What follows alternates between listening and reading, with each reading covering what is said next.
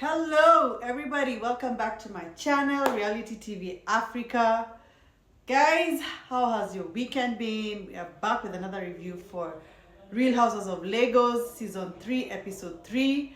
The season is picking up. I mean, we're starting to see, movement. But before I start my review, guys, my recap, I want to urge you guys to like my videos. Guys, I see a couple of you watching, I see a couple of you liking, but I mean, how else is anyone gonna know that we're in this corner of YouTube watching reality TV shows in Africa and talking about them, and we have this, thing going on here? I need you guys to support me. Hit the like button, hit the notification button, subscribe. Guys, you're watching but you're not subscribing. I mean, how am I gonna grow as a YouTuber?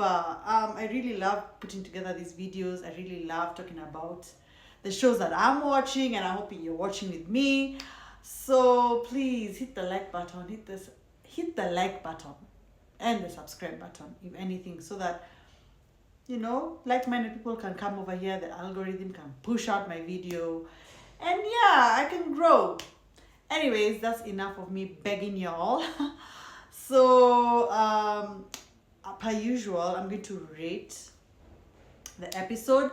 I mean, it wasn't a long episode. It was 46 minutes long. Out of a 10, I'll give it a 6.5. I mean, it was okay. It was not much happened. A few insights here and there. And I fast forwarded through some bits. I mean, like I said, these are the bits that make us know that these women are, have other things other than coming together as a collective. I mean, we saw Dabota take her baby girl, to the vet, with her pet, to the vet, with her daughter. We saw, what else? We saw Laura meet with her friend Erica at the spa.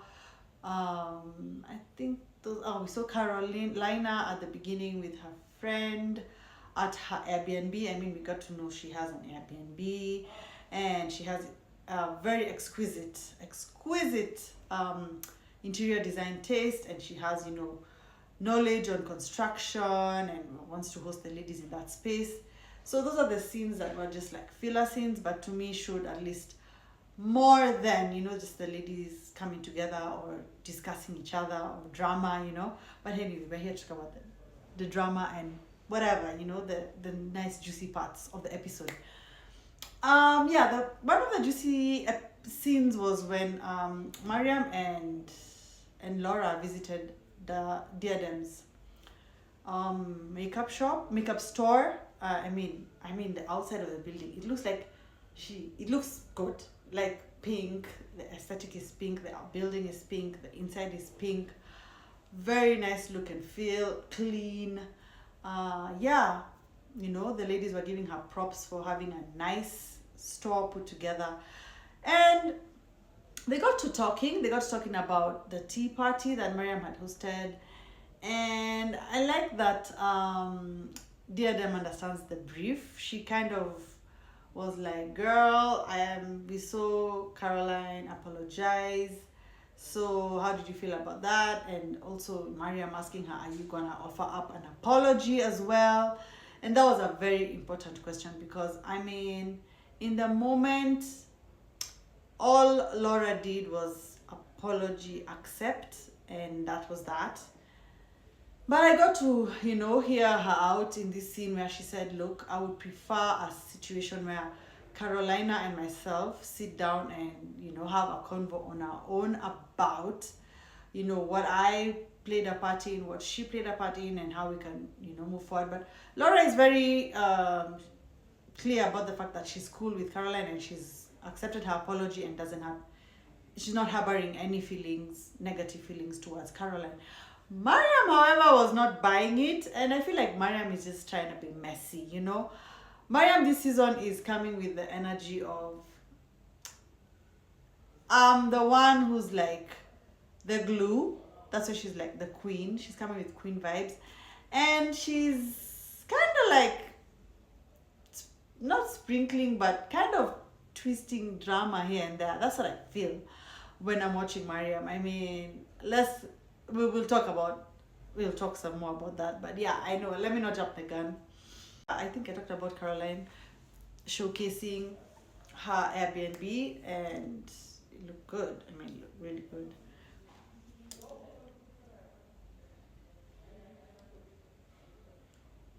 Oh yes, the other scene was when Carolina visited Dabota at home. Turns out that Dabota was meant to visit Carolina, but she hurt her ankle. And I mean, fair enough. So Carolina graciously paid her visit at her home. And they got to, some. Apparently, Carolina doesn't drink. I didn't know that. Laura neither.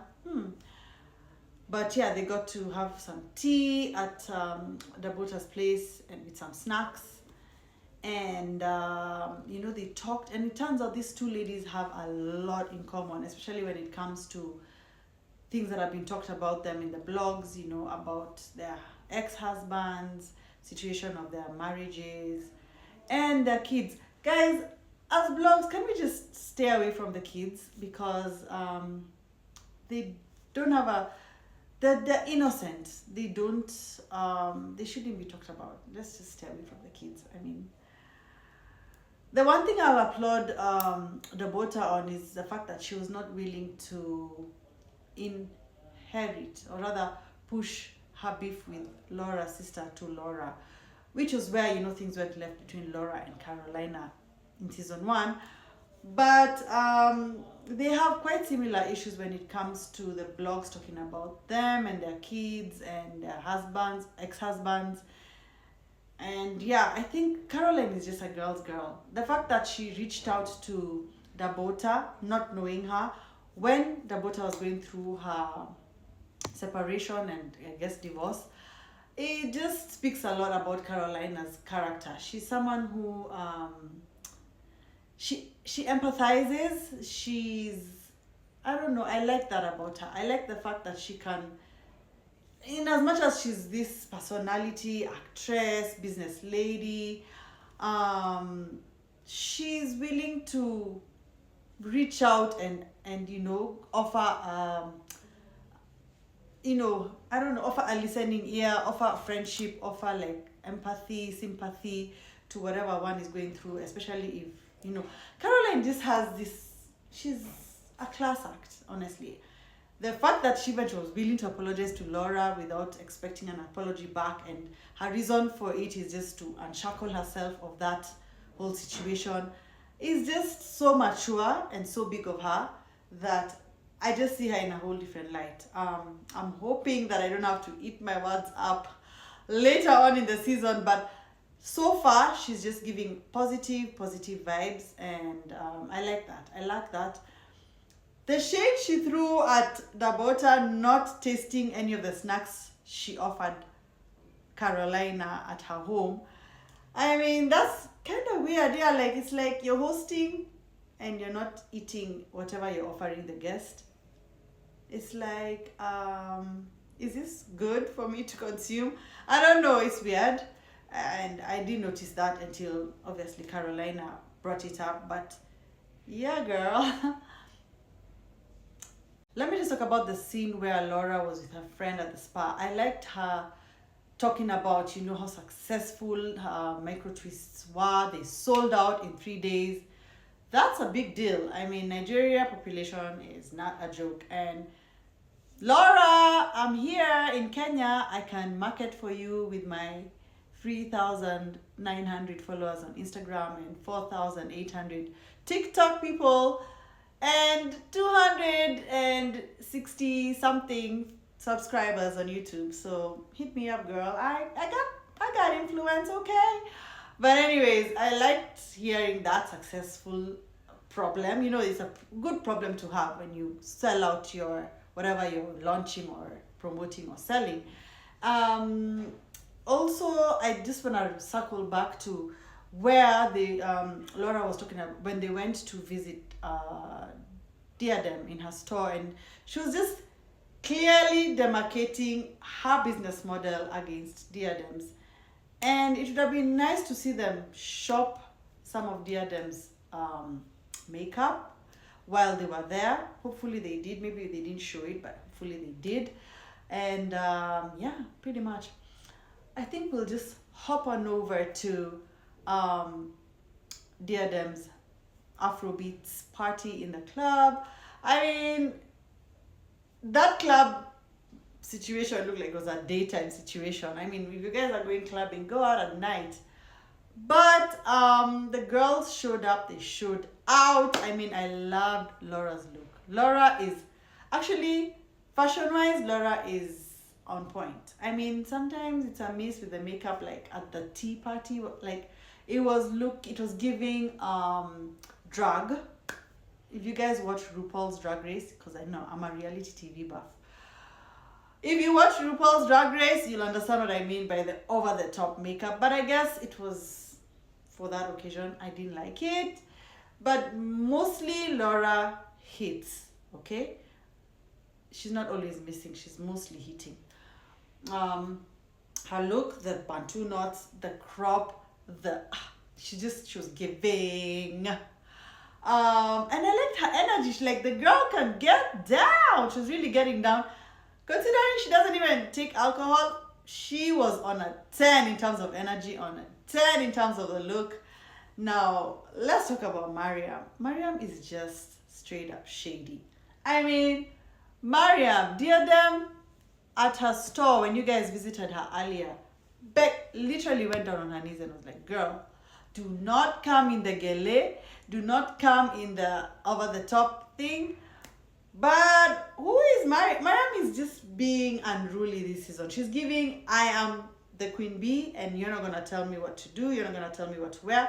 Either that or she genuinely did not have time to get a whole other look together. But I'm just like, girl, I'm sure you have other nice looks in your closet that we've never seen. Because most of these ladies, their problem is, oh, the people have seen this before. Oh, I've posted in this outfit before. Oh, I've been seen out in this before. But I'm just like, girl, you didn't have a nice, cute club look, like, you know, like what Laura pulled up in. Something, it doesn't have to be Ankara, it doesn't have to be, I mean, first of all, let's talk about Dabota's dress. I'll tell you this for free. I do have a few custom Ankara outfits, and I can empathize with how uncomfortable she was. You know, the way that such a dress is made, it has boning in it. The corset has boning, and sitting down, it's like it crinkled and it pokes onto your skin. Now, I don't know where I was ripping. I'm not sure why it was ripping. I don't know whether it was too tight or the tailor didn't get the measurements right and the Dabota didn't go for enough fittings to get it right. But I'm also like, how did she get a hold of the dress at such a short notice? Probably, I mean, I'm guessing they were filming for hours and there was enough time for someone to rush and get her another dress. I mean, yeah, you know, we usually see like a scene for 10 minutes, but filming is like 4 hours, you know. So probably they had enough time to rush and get her a whole new dress. Now that other dress looked like, yes, she has the body for it. Like, it was just, you know, like when she said soft, I understood what she meant, because it was just a bodycon, you know, it's free, not tight fitting dress. The material was not constricting. Now the height, the length of the dress, girl, I mean, you got pulling it down and you got a wagon back there, a nice one for sure. But she looked good nevertheless in both looks. And yeah, I think I'm rambling now because there's nothing more to talk about in terms of the episode. Nothing stood out. I'm just looking forward to Laura and Carolina having a sit down and just ironing things out once and for all. I don't want Mariam involved, only because Mariam is stirring stuff up. The issue of Dabota and Diadem being friends and it being made a thing is kind of getting old. I like that conversation between Diadem and Dabota, and also when Diadem kind of brought up like, girl, how did you feel when, you know, Mariam was like, and you're not in a relationship, the shade she threw last episode. I like that Dabota is like, oh, you know, this is talking out the side of your neck, and I'm paraphrasing, and she's like, look, I let it go, it's not a big thing, it's not a big deal, I'm over it. Love that about her. I'm definitely seeing a bit of stuff coming up between her and Mariam, Dabota and Mariam. And you can already see even in the confessionals how Mariam is kind of responding to her. She knows she's already started something up. Yeah, let's see how that goes. Guys, I think that's it for me with this recap, with this review. And I want to see you guys comment. I want to see you guys like my video. I want to see you guys subscribe. I want to see you guys sharing my videos because, guys, I've been doing this for a while now. I want to say a year. Yeah, about a year. And maybe not as consistent as I'd like to be, but I'm definitely going to be more consistent this year. So far, I've tried, and we're going to go through the entire season of Legos, and we are definitely going to be talking about Mommy Club. Speaking of Mommy Club, guys, Ratile from Mommy Club Original and her husband are on their way to divorce. Right now, they've been separated for a while. I came with this news last year, and I think now that the Ratile is not returning to the new season that's coming, Feb 15th, yes, on Showmax. I think now that she's not returning, they didn't feel the need to keep up the facade anymore, because we kept hearing, oh, they're not together. The next thing, she's posting with him and the kids. Oh, they've had an issue and she's been sitting at the courthouse. She's posting with him and the kids. There's a bit of a up and down going on there, but I think they were trying to save face for the sake of the fans, but now clearly that's done. I'm gonna post a separate post on this on my TikTok, on my Instagram, and probably as a short here on YouTube, short. So anyway, guys, I'll leave it on here. I want to wish you guys a good night, good morning, good day, good week ahead, depending on what time you're watching this, and I'll catch you on my next review. Bye.